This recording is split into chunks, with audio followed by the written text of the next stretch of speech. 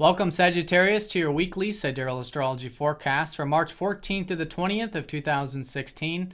I'm Athen, and this is for Sidereal. If you are new to the channel, be sure to check out the link down below because the signs are different. All right, so we just had that solar eclipse last week. We're right in the middle of that solar eclipse, and now the lunar eclipse, which is going to be later in the month. So the first quarter phase, and it's all about integration. It's all about taking action now, specifically with whatever those new insights were. On one level, perhaps quite literally the way you think, the way you perceive things, which is the third house energy of Aquarius. It's right on the cusp. Maybe even with the social aspects of life where you can create change there from your perspective.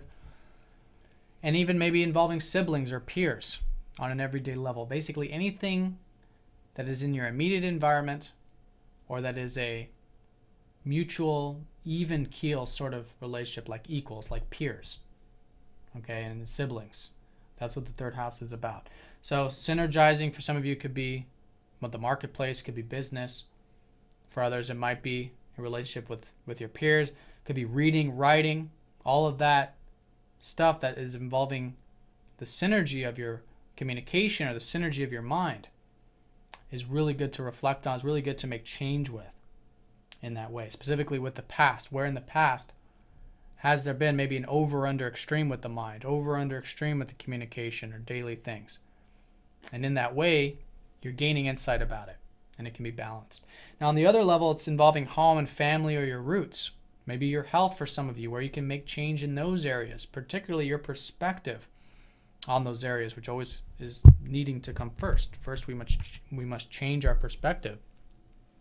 And that's what it's really about, and then naturally it happens externally. So those two areas very important, and that's going to continue to be the case. But this week, again, in the first quarter, is grounding it and implementing that stuff. Or anything, it's involving a lot of different areas. So any insights that have been coming to you the past week. Now let's go and look at the transit graph. We've got Venus squaring up to Mars Monday and Tuesday. So this is involving this third house, which I think right now is excellent for doing reading, writing, sharing, communicating. Venus is here. You can really enjoy this stuff at the moment. Now, Mars is in your 12th house, so for you guys, getting that rest and relaxation could actually be quite motivating for you. Maybe spiritual activities like yoga or going for a run, whatever it is that helps you connect to the present moment, but might require some action to do so and some willfulness to do so.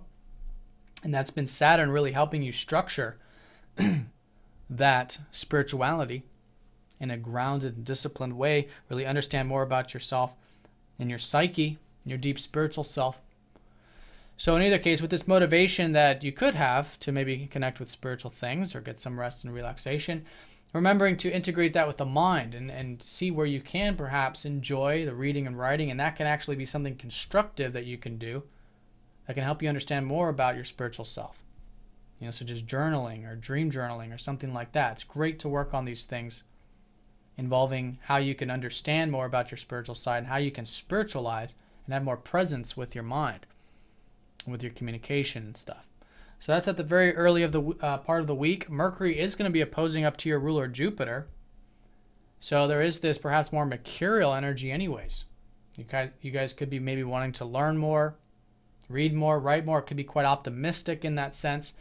And the key with this is that your life path is all shifting for you to cultivate the more expansive view, right? There's a lot of this past energy you're coming to terms with about the more practical mental stuff, but it's also that you can focus on and see what's possible.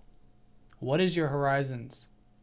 What is unfolding in the future? What are these possibilities? And although a lot of that's reflective, your ruler's retrograde, a lot of it's internalized, it's seeing that you can work on practically these possibilities. Right? And so it's through that understanding. That's an excellent way to balance this opposition. And if you are feeling any type of optimism in that sense, taking the practical approach, while at the same time as cultivating these possibilities. Now, Saturn's right in the mix, right in the middle, squaring up to both sides. So you guys could be perhaps taking that serious approach, or at least that's really good. To be very patient with the whole thing, to be very grounded with the whole thing. Right, because the 9th house is very freeing, it's very adventurous, and that's great. But Saturn's saying, okay, but there needs to be this these responsibilities, this maturity in the process, and that's keeping it together. That's what the T-square is. It holds it together. It's like the structure, the building. So it's important there with Saturn. Now Pluto, sextiling that Mercury, is going to be trining up to Jupiter exact on Wednesday, really creating a lot of positive change for you. Your guys' identity, your life path, your goals. Been going through a lot of deep transformation, a lot of deep changes over many years. And so now there's the good aspect up to Pluto from these eclipses, suggesting that you could really access that power to make change.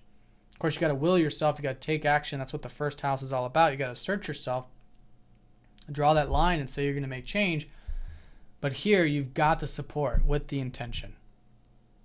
I mean, we always have support, but here you've got the obvious support, the awareness of it, if you see it, because it's easy, but it's there.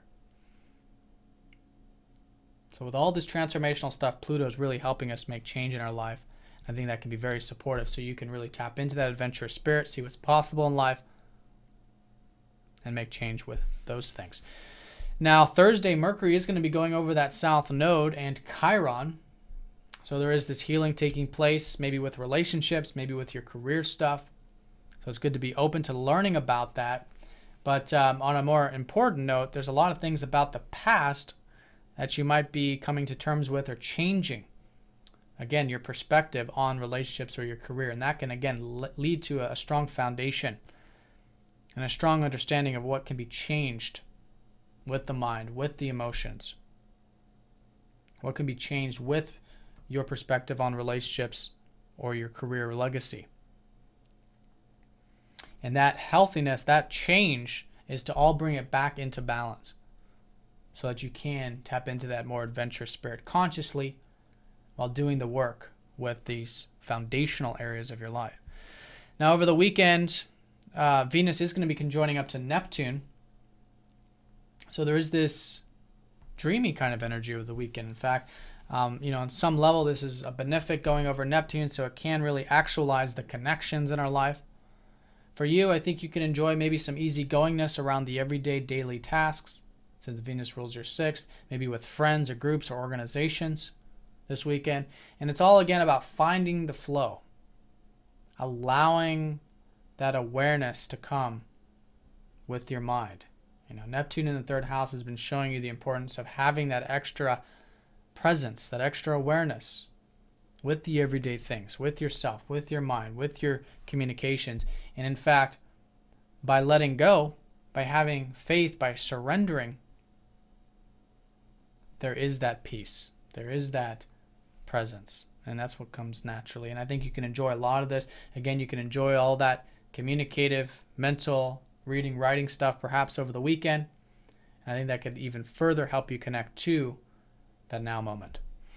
All right, Sagittarius, so have a great week. Thanks for watching, and I'll see you all next week.